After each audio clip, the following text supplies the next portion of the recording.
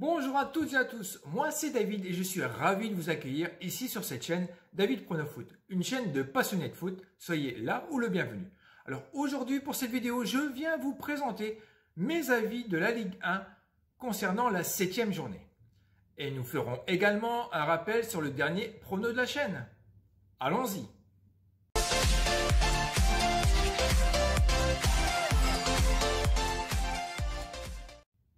Le dernier prono de la chaîne était la victoire des Corses contre les Chamois Niortais et à cette heure-ci, le prono est toujours en cours. Donc, au cas où, n'hésitons pas tout de même à mettre le pouce bleu d'encouragement.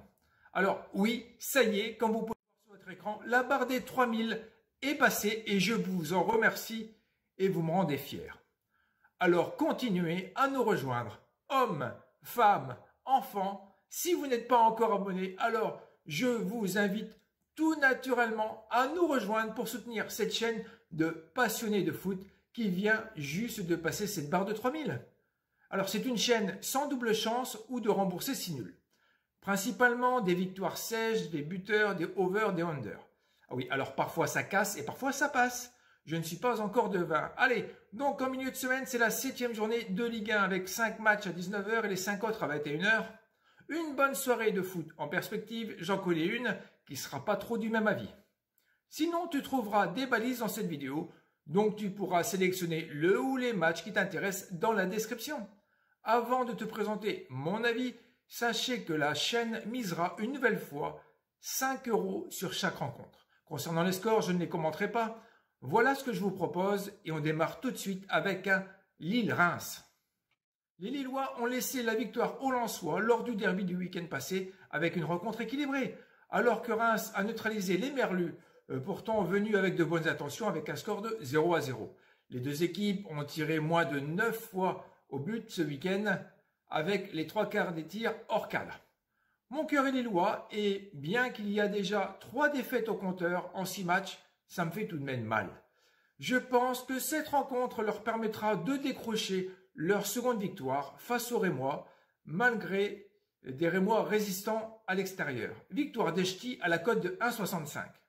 Monaco-Saint-Etienne, les Monégasques, tout comme les Lillois, sont à la ramasse à la maison avec un nul de défaite, ce qui laisse une voie royale à Paris et Marseille. Les Niçois Gouiri auraient pu crucifier Monaco s'ils n'avaient pas loupé son penalty.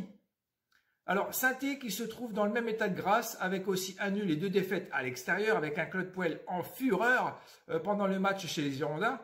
Enfin, surtout lors du second but des locaux.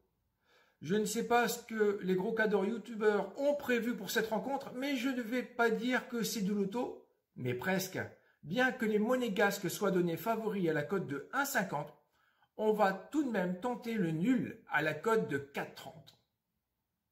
Ensuite, Montpellier-Bordeaux. Les Montpelliérains, placés à la 8e place, ont tout de même 6 points à la maison avec 2 victoires et 1 défaite avec 7 buts marqués et seulement 3 d'encaissés.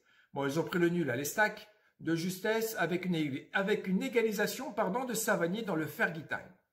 Les Bordelais, on l'a dit plus haut, ont gagné dans le chaudron de Saint-Étienne sur le score de 2-1 avec un doublé de Hang, le Coréen du Sud. Ici, je veux croire en la victoire des Montpelliérains. À la cote de 1,95, je pense qu'offensivement, je ne vais pas réussir à dire celui-là, c'est plus impressionnant avec Savanier, Mavididi et voire Cosa. Nantes-Brest, c'est un derby, ça Non. Non, je rigole, sacrilège, barbe bleue, je vais me faire trucider moi. Les Canaries, le week-end dernier, ont assommé le SCO d'Angers très tôt dans la partie et sont repartis avec 3 points d'une victoire éclatante qui leur donne du baume au cœur pour jouer à domicile. Car à la maison, c'est moins luisant avec 1 victoire et 2 défaites consécutives contre Lyon et Nice.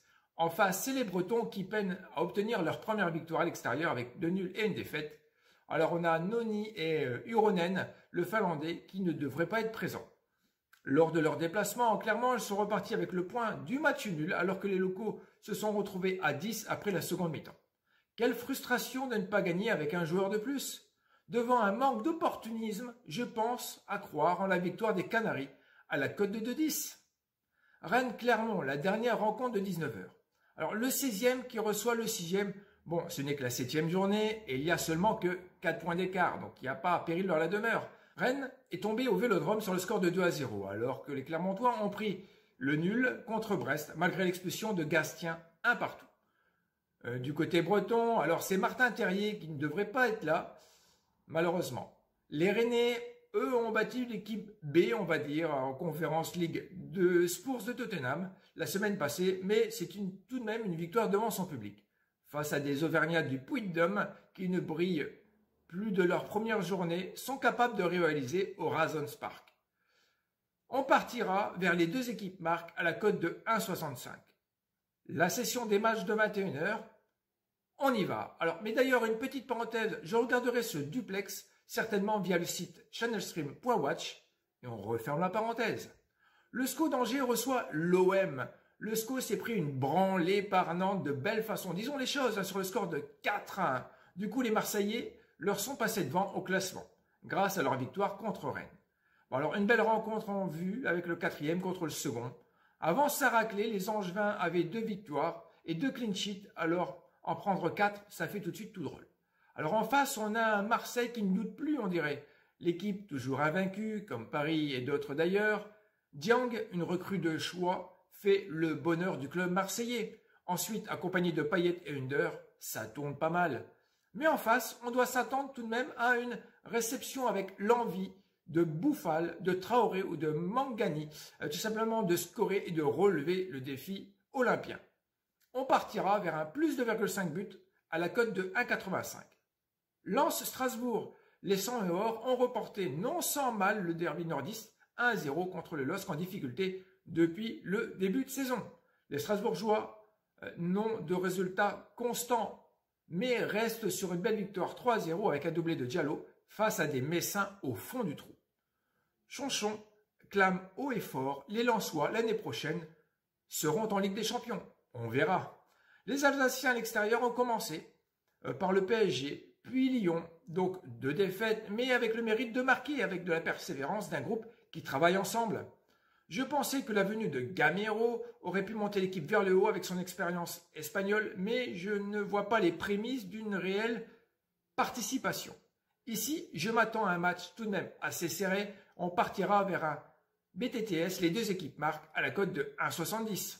Lorient-Nice, un match pas évident. Les Merlus qui reçoivent les Aiglons en temps normal, en pleine nature, on sait qui en sortira vainqueur. Alors les Lorientais n'ont que le point du nul à Reims sans vraiment montrer grand-chose. Les absences de Morel, de Lemoine ou de Quentin Boigard se font sentir tout de même. Du côté des Nançois invaincus avec 2 matchs à l'extérieur et 2 clean sheets, c'était face à Lille et Nantes. Les Merlus, eux aussi sont invaincus avec un 2/2. Je ne sais pas si Dolberg sera sur pied pour cette rencontre. N'étant pas en mesure de donner une issue à ce match assez équilibré malgré les apparences, on partira vers un plus 2,5 buts à la cote de 1,75. Ensuite, on va chez les Lyonnais qui font la réception de 3. Les Lyonnais, alors, n'ont pas réussi à contenir les assauts répétés des Parisiens en seconde mi-temps, s'inclinant sur le score de 2-1 à la 92e minute sur un but d'Icardi grâce à une belle passe décisive de Kylian. Alors que dans le même temps, l'Estac, bien qu'il menait 1-0 à la mi-temps, ont concédé le nul contre le MHSC, oui, Montpellier, quoi. Même si Dubois est toujours manquant, je ne vois pas comment 3, avec Tousgar ou Chavalrin, pourraient inquiéter Paqueta Enco. Moussa pourrait revenir sur le terrain, Dembélé bien sûr, pour ce match et du coup on tentera Dembélé buteur à la cote de 2. Et Cambi est possible aussi, mais on doit faire un choix. Nous voici à la dernière rencontre de cette journée avec un Metz PSG. Metz, lanterne rouge, reçoit le Paris dans son fauteuil de leader jour après jour, alors que les Mosellans rament pour engranger des points. Ici, je pense qu'il n'y a même pas débat, même si le trio NMB ou BNN, comme vous voulez, n'est pas trop fructueux en termes de but. On vient d'apprendre que Messi ne jouera pas car il est blessé au genou. Dommage. Après avoir été tenu en échec à Bruges, lors de leur dernier déplacement, on devrait avoir un score fleuve et entendra Paris plus de 3 buts à la cote de 2,78. Peut-être.